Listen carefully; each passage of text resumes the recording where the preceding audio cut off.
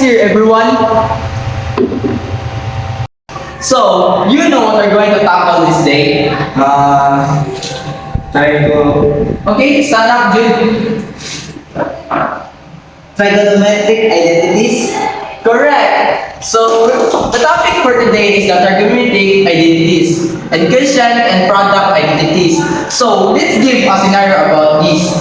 Have you ever been to the beach?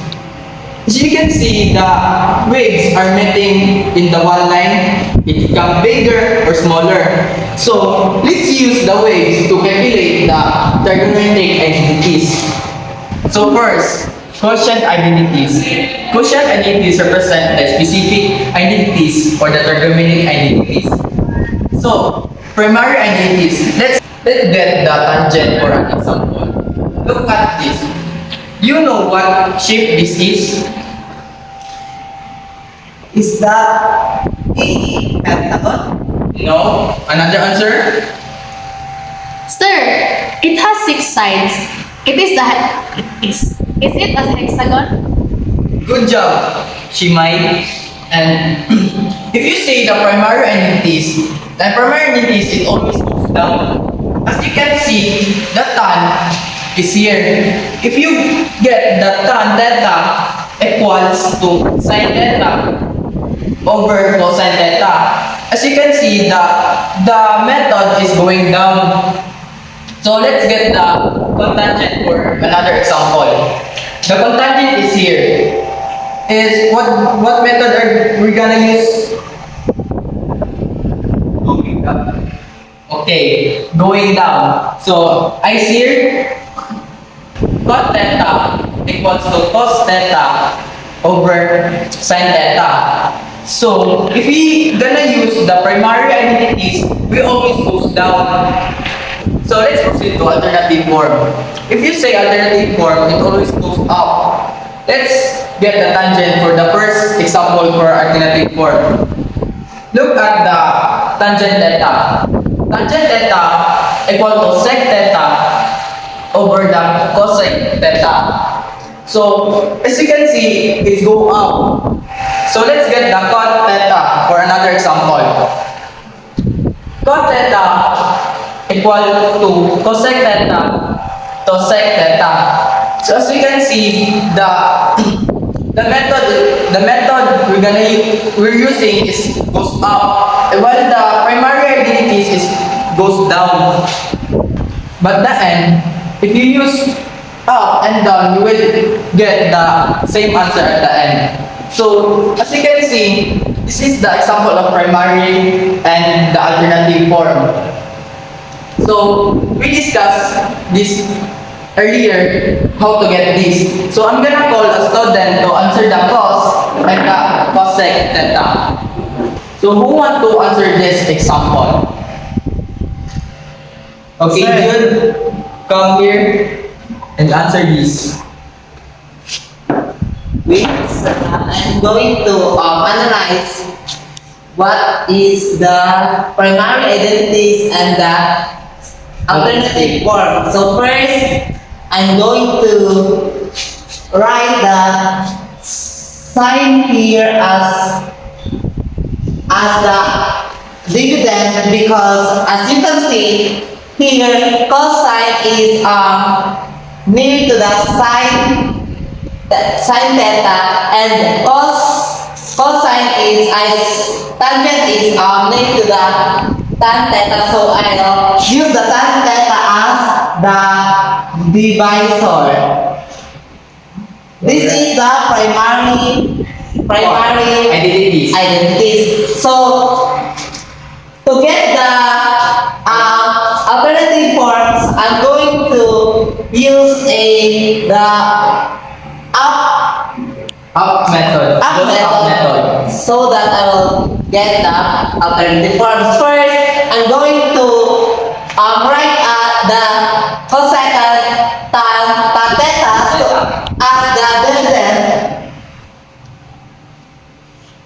and the secant theta as the divisor. So all. Sir, is this correct?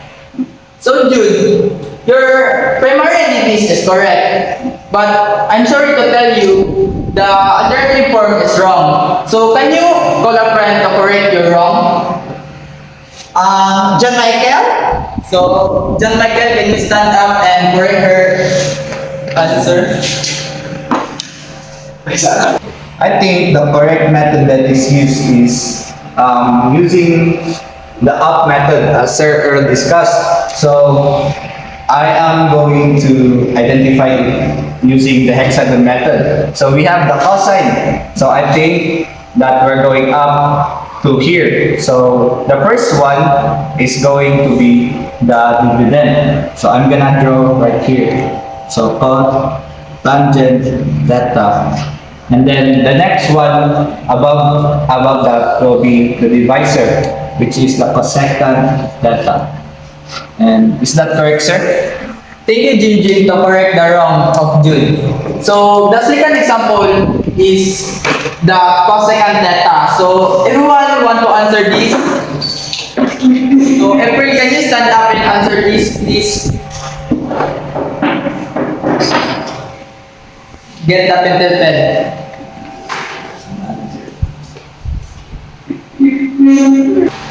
Well, can you give me a couple of seconds, sir, so that I can analyze the cosecant theta? Okay, April, just take your time. So what we have here is cosecant theta. So the cosecant theta is here. So according to what you have mentioned earlier, sir, for us to get the primary identities, we have to go upwards. So if we are to go, so we have cosecant theta here, and according to what you have mentioned earlier, sir, we have to go downwards to get the primary identities.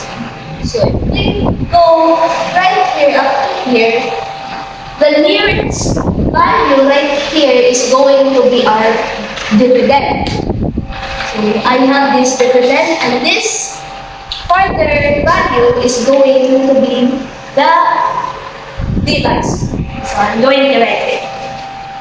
Cosecant having the cotangent theta as its dividend, and its divisor is going to be cosine theta. And just like what you have mentioned earlier as well, for us to get the alternative forms for the cosecant theta, we have to go on. So there's no other way right here but to go this way. So we have secant theta as our dividend, the nearest value, and the further one as our divisor, which is tangent theta. May I ask if this is correct, sir? Yes, that's correct, April. So, everyone, can you clap for April?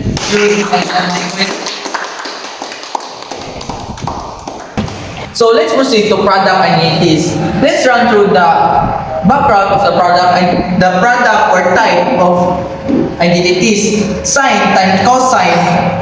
Let's break down or simplify this to sum. So, this is the formula of the product identity. Sine A cos B 1/2 sine plus Times. So let's proceed to product identities. Let's run through the product or the type of the product identities. The first one is sine times cosine. If we solve this, it's gonna be complicated. So to break down this into sum, this is the formula of the sine plus times cosine. So this is the formula. Sine A cos B equals to 1/2 sine A plus B plus sine A minus B. In other situation, we can use the simplification product or the quick form. So this is the formula of the quick form. Tan theta times cosine theta equal to sine. So look at the magic hexagon. If we see when we see the sine theta is facing just just times the sides of this. So the side is the tan theta and the cosine theta. So if you times this, the tan theta and cosine theta, it will result the sine theta. So let's get the another example, the cosine theta. So let's imagine the cosine theta is missing. So we're gonna use again the side to side nga times. Let's times the cot theta and sin theta to get the cos theta.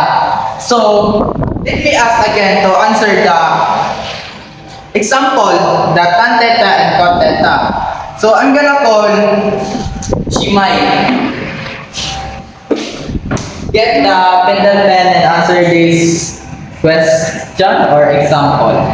So as you said, sir, to get the product, you will multiply it to the identities that is in its side. So here we are looking for tan. And the magic hexagon here is tan. To get tan, we will multiply what is on its side. Here is tan. So in its side, we have here second theta. So we put second theta here. And we multiply it to sine theta.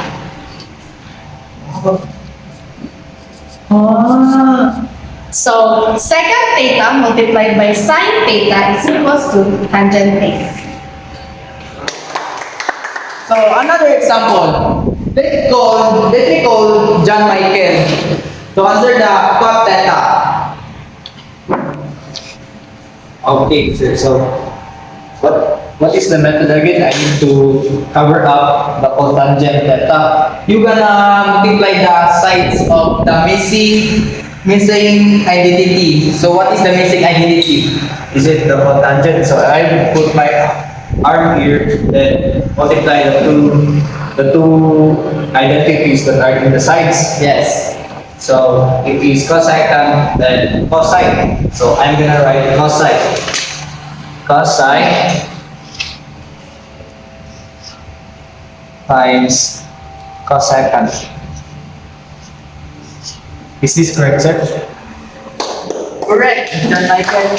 So this is the last topic of our discussion. So I hope you will learn something of this topic and see you in another discussion. Yeah.